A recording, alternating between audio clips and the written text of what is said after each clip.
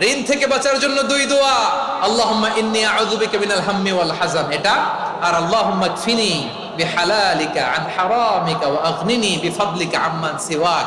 আর সব সময় পড়ার জন্য একটা আমল দিয়ে যাই, উঠতে বসতে, অফিসে যাচ্ছেন, অফিস থেকে ফিরতেছেন, বসে আছেন, শুয়ে আছেন, ছোট্ট এক শব্দে আমরা যেন বেশি বেশি পড়ি আস্তাগফিরুল্লাহ।